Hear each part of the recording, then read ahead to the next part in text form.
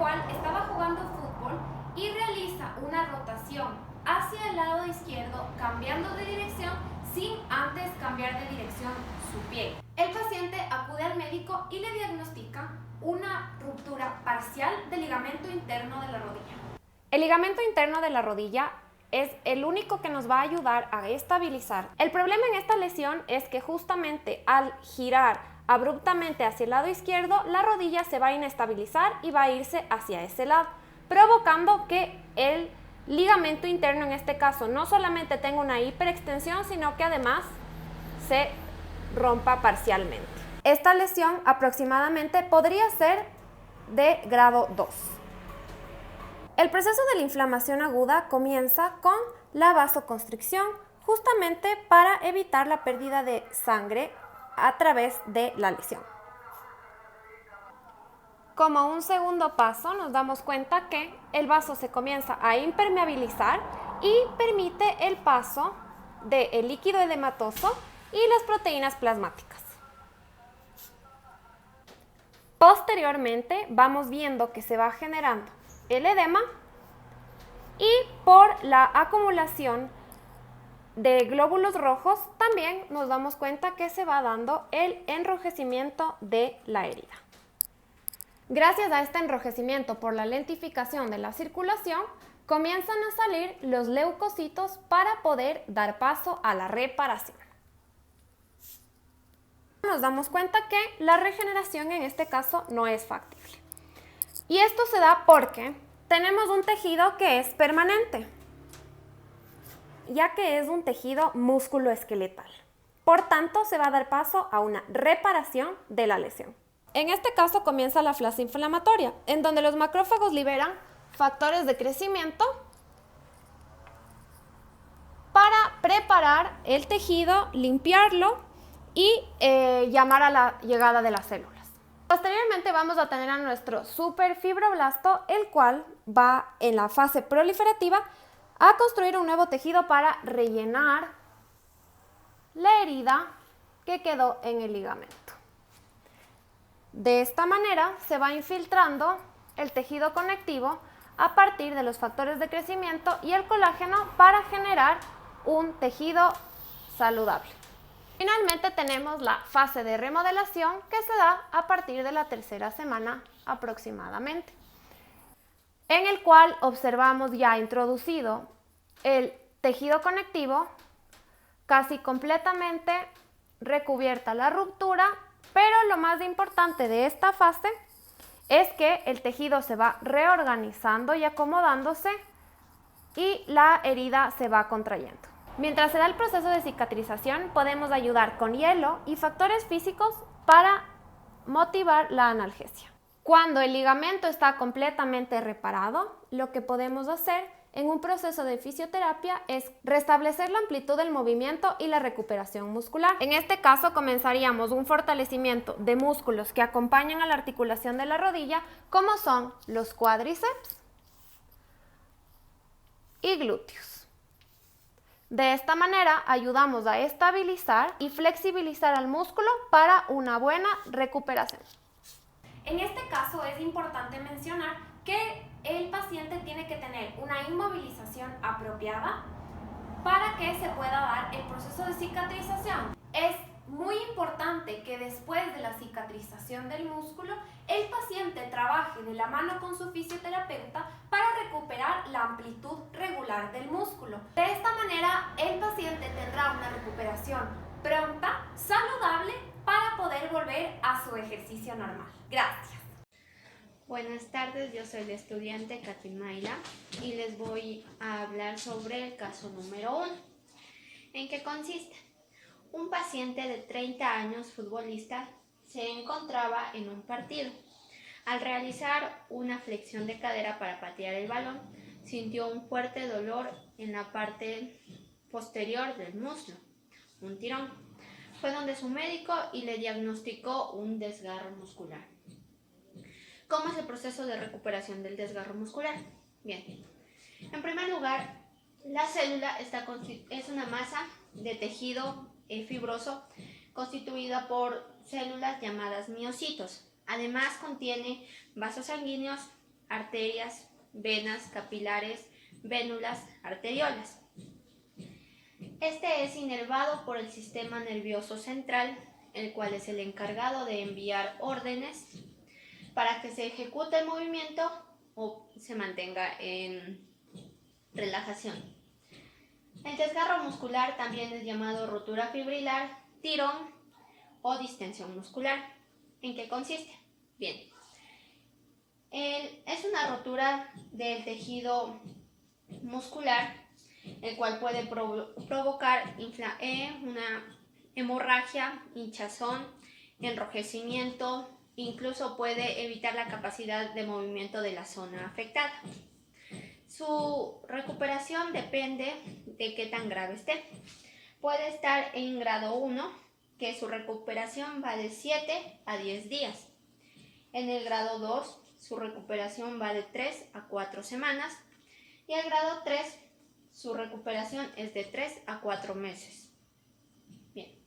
La inflamación, la lesión aguda va acompañada de una inflamación local o una inflamación aguda, además de la formación de hematomas, que es la ruptura de los vasos sanguíneos. El área necrótica es invadida por vasos sanguíneos, por células mononucleares, por macrófagos, linfocitos T, neutrófilos. Son encargados de segregar citoquinas y factores de crecimiento para que combatan la ruptura. El mecanismo que prefiere el músculo es por reparación. Existen 3 fases. La fase 1, que es destrucción, la fase 2, que es reparación, y la fase 3, que es remodelación. La primera fase de destrucción consiste en la degeneración del tejido muscular, además que existe una inflamación activa, hay necrosis de las miofibrillas. En la fase 2 de recuperación existe una regeneración del tejido conectivo, de vasos sanguíneos y de las miofibrillas. En la fase número 3 de remodelación, las miofibrillas y todo ya está listo para que se pueda generar ejercicios de contractilidad y elasticidad. Para ayudar al proceso de recuperación del desgarro muscular, también se puede aplicar calor, puede aplicar masajes para mejorar la circulación y relajación muscular, vendaje compresivo, activación muscular, y poco a poco ir aumentando la fuerza en los ejercicios.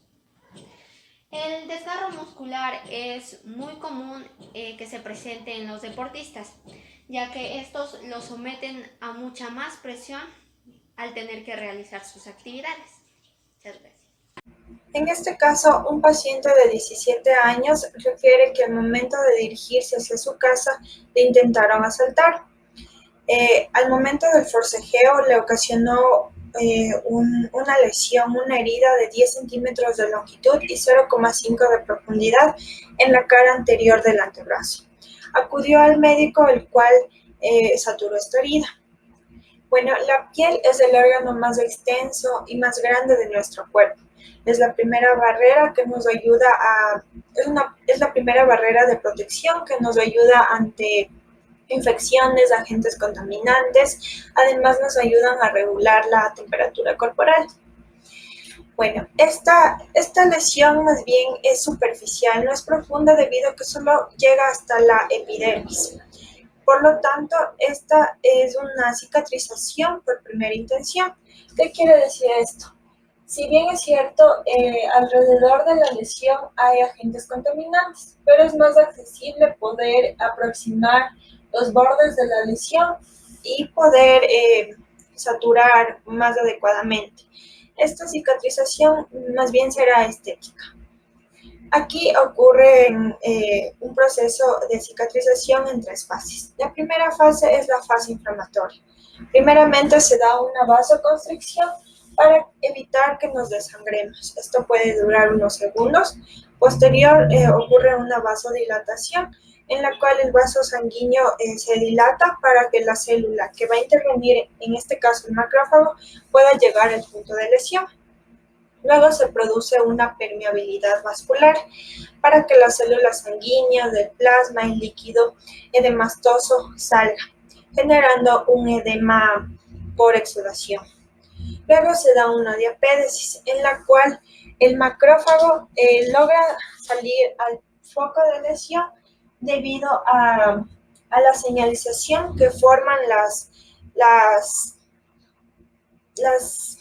citoquinas. Esto se llama una quimiotaxis. Luego se produce una fagocitosis, en la cual el macrófago reconoce al agente inflamatorio, lo engloba y posterior lo destruye. Este macrófago se encarga de limpiar la zona y para darse una reparación. Posterior se da una coagulación de la sangre debido a las plaquetas que están viajando en el vaso sanguíneo. Estas se unen y forman un tapón plaquetario que secreta factores de crecimiento para reparar el tejido dañado. Se da la segunda fase, que es la fase proliferativa. Hay una proliferación en el foco de lesión de fibroblastos, los cuales son los encargados de generar nuevos vasos sanguíneos, además de generar el tejido de granulación por fibroblastos y fibras elásticas para generar este nuevo tejido. Finalmente se da una fase de remodelación en el cual las fibras se empiezan a alinear para formar una contractura en la lesión por la producción del nuevo colágeno en dirección de la piel para que cuando se cicatrice sea lo menos visible posible. Aquí interviene mucho nuestra alimentación. Es recomendable que consumamos frutas, vegetales, ácidos grasos buenos, para que con los nutrientes que obtenemos de ellos se pueda favorecer a nuestro sistema inmune y reducir la inflamación. Buenas tardes, yo voy a presentar el caso número 5, que trata de que un paciente de 54 años con antecedente de osteopenia se quede desde su propia altura contra una roca sobre su lado izquierdo. Esto causa una fractura a nivel de la cadera, exactamente en el cuello femoral, que sería aquí. Bueno, voy a hablar de los huesos largos. Todos los huesos largos tienen una epífisis proximal, que es esta parte, una diáfisis, que es esta parte, y una epífisis distal, que sería esta parte. Ya, el tejido óseo almacena calcio y fósforo para dar resistencia a los huesos. Los huesos también son los que protegen a los órganos internos. Bueno, hay dos capas súper importantes que tiene el hueso, que es el periósteo, que es la capa resistente de tejido conectivo denso.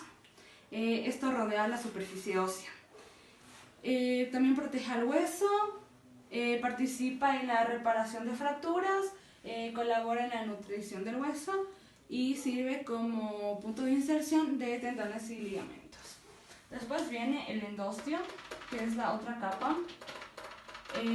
Esta capa es la que recubre la cavidad medular y contiene células formadoras de hueso. Bueno, ahora voy a hablar sobre las células osteoprogenitoras. Están los osteoblastos, que son los que forman el tejido óseo y contienen abundantes proteínas de fibra colágenas. Después vienen los osteocitos, que son las células maduras principales del tejido óseo. Estos también van a intercambiar nutrientes con la sangre. Después vienen los osteoclastos, que permiten el desarrollo del crecimiento, mantenimiento y reparación normales del hueso. Ya, bueno, ahora voy a hablar sobre la osteopenia, que es la enfermedad que tenía nuestro paciente. Se define como la osteoporosis. También es una enfermedad esquelética sistémica caracterizada por una resistencia ósea comprometida, que predispone un incremento bastante alto por una fractura. Es decir, que hace que los huesos se vuelvan más quebradizos. Ya, algunas causas de la osteopenia son la deprivación de estrógenos, que se produce después de la menopausia, carencia de calcio, falta de ejercicio, causas genéticas, tabaquismo, alcoholismo, antecedentes familiares, entre otros. Bueno, ahora les voy a explicar las diferentes fases de la inflamación, que son tres. Bueno, la primera es la fase inflamatoria, es en la cual los macrófagos llegan al lugar de inflamación, en donde van a liberar factores de crecimiento en la zona, que sirve para preparar el ambiente para la cicatrización. La segunda fase es la fase proliferativa. Comienza después de 2 o 3 días y puede durar hasta 3 semanas. En esta fase se va a dar la construcción del tejido nuevo para rellenar el espacio de la herida. Bueno, la fase 3 es la fase de remodelación. Empieza la tercera semana después de la lesión y puede durar hasta 6 meses. Es donde va a haber una remodelación del tejido cicatrizal. La cicatriz se reorienta para incrementar la fuerza tensil de la herida. Entonces aquí ya podemos ver que ya está recuperado el tejido. Bueno, ahora voy a hablar sobre algunos tratamientos para este tipo de fracturas. La primera puede ser cirugía. También puede ser la reparación interna mediante tornillos, el reemplazo total de cadera, se reemplaza con una prótesis, un reemplazo también parcial de cadera, que el cirujano puede extraer la cabeza y el cuello del fémur, igual instalar una prótesis. En la parte de la fisioterapia o rehabilitación se centra en ejercicios de amplitud de movimiento y fortalecimiento. El entrenamiento de fuerza es súper recomendado. La hidroterapia es de gran utilidad también, ya que la densidad mineral ósea puede mejorar el músculo, la capacidad aeróbica y los niveles de dolor. Es importante considerar la intensidad y duración del ejercicio para aumentar su capacidad ósea o salud ósea. El ejercicio debe ser durante unos 9 meses para dar un efecto igual positivo óseo. Se recomienda realizar ejercicios de intensidad moderada y unos 30 minutos y 5 veces al día. Muchas gracias. Mi nombre es Victoria Rivadeneira y les voy a explicar el proceso de cicatrización del tendón. Como caso clínico presentamos un paciente de 55 años con una ruptura parcial del tendón de Aquiles. Como estructura funcional del tendón están los tenocitos, son células fusiformes responsables de la homeostasis y reparación tendinosa. Los tenocitos participan activamente en la reparación tisular y tienen la capacidad de sanar sus lesiones. Todo este proceso es denominado por la proliferación de tenocitos y la producción temprana de su matriz extracelular, así como por la remodelación y el realineamiento del colágeno tendinoso. El tendón posee una estructura jerárquica de fibras, fibrillas y fascículos que, unidos entre sí por una matriz extracelular, formados por un mucopolisacáridos y un gel proteoglicano y un colágeno de tipo 1. Los fascículos están envueltos por un tejido conectivo laxo denominado endotendón, por donde discurren vasos linfáticos y fibras nerviosas. Por fuera del endotendón se encuentra una estructura más densa denominada epitendón, que rodea el tendón, y el peritendón rodea la vaina sinovial. El espacio entre el endotendón y el epitendón posee un fluido rico en mucopolisacáridos que se encarga de lubricar y prevenir la fricción del tendón. El tendón está constituido por un 30% de colágeno y un 2% de elastina, en el seno de una matriz extracelular que contiene un 68% de agua y tenocitos. El metabolismo tendinoso es poco activo. Esto hace que la cicatrización tendinosa sea lenta y necesite de un mecanismo que asegure su nutrición por medio de vainas sinoviales y un mesotendón. La cicatrización es dada por una contribución celular, incluyendo fibroblastos del endotendón y epitendón y células inflamatorias sanguíneas que pueden migrar a la zona de lesión. Las sustancias nutritivas extracelular que envuelven el colágeno y los tenocitos está compuesta por numerosas células como los proteoglicanos, glucosaminoglicanos y las glucoproteínas que participan en los procesos de regeneración teninosa. Como fases de cicatrización está la fase inflamatoria. Las células inflamatorias, plaquetas, neutrófilos y macrófagos se dirigen rápido al sitio de lesión y secretan factores vasoactivos y quimiotáxicos. El tendón puede encontrarse adelgazado o engrosado por el proceso inflamatorio con pérdida de estructura fascicular que es reemplazada por un tejido cicatricial desorganizado. El aumento de la actividad fagocítica elimina los restos necróticos y este proceso dura de 3 a 7 días. La fase proliferativa. Los fibroblastos del epitendón producen colágeno tipo 1 para conectar los cabos teninosos que cubren un sitio de reparación y restauran la superficie de deslizamiento del tendón. Se produce un crecimiento vascular en su interior y este proceso dura de 8 a 28 días. En la fase de remodelación, el tejido conjuntivo cicatricial se modifica y se transforma en tejido teninoso. Tras este periodo, el tejido sigue modificándose para acercarse cada vez más a la morfología y las propiedades teninosas iniciales que tiene. Este proceso dura más de 28 días. Gracias.